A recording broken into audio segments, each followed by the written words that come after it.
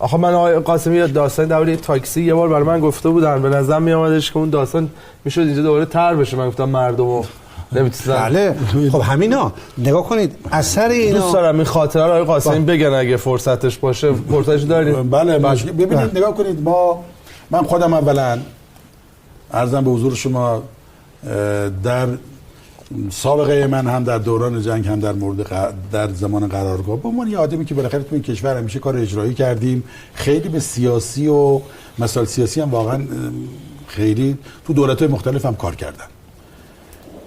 در وزارت نفتم وقتی که وزیر شدم حتی عرضم حضور شما در خیلی موقعی محافظ برای ما گذاشته بودن، ما محافظا رو هم قال میذاشتیم میرفتن، بعدا میرفتن شکایت میکردن که آقا ایشون ما رو تحویل نمیگیره، به تنهایی خودش اینور میره اونور میره. اتفاقا یه روز من رفته بودم ترکیه، روز جمعه بود، با نخست وزیر ترکیه به خاطر بحث انتقال پول و اینا ملاقات داشتم. اینو بذاریم آخرین بحث دیگه، به نظرم حوزه ختام باشه این بحث. بله اشکالی نداره. برای انتقال پول و مسائل مختلفی که با ترکیه داشتیم رفته بودیم با نخست وزیر ترکیه ملاقات داشتیم. شب آخر شب برگشتیم، ساعت 2-3 نصف شب بود. من باید صبح زود هم ساعت 7 میرفتم مجلس، کمیسیون تلفیق گزارش نفت رو میدادیم برای بستن بودجه. دوستان بالاخره در وزارتخونه خوابشون برده بود، نیومدن دنبال من دیدم دیر داره میشه.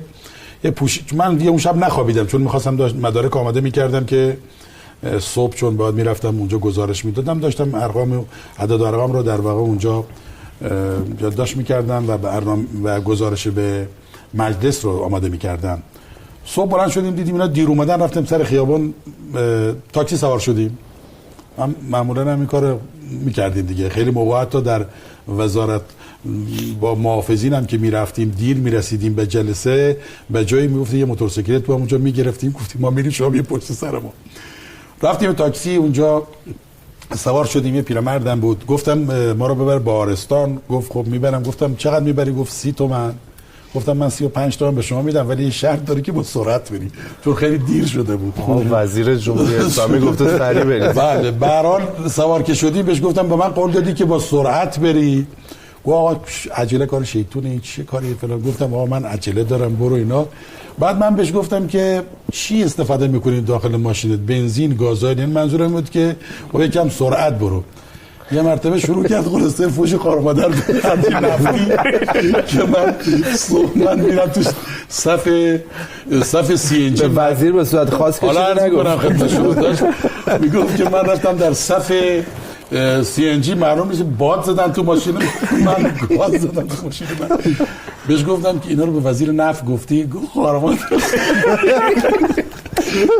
خوش به وزیر نفت. گفت که ما سگ وزیر نفتم نمیدونم. آقا شما از کجا اومدید؟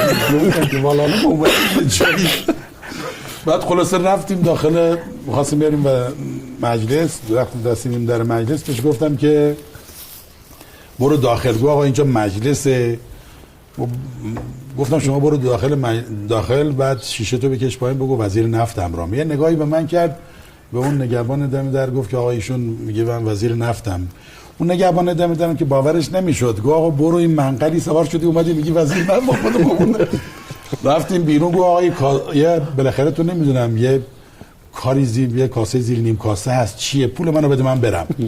من می‌خواستم کنار بزنم پول بهش بدم، متاسفانه چون لباسم عوض کرده بودم پول همراهم نبود. گفتم من متاسفانه پول همراهم نیست.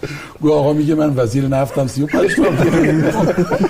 داشتیم با هم صحبت می‌کردیم، یکی از نماینده‌های مجلس اومد گفت آقای وزیر اینجا چی کار می‌کنی؟ گفتم فلان 35 تومن بهشون بده. بهشون داد و رفتیم. بالاخره حالا امیدواریم که اون رو این برنامه رو ببینم باورشون شه شما وزیر نفت بودید.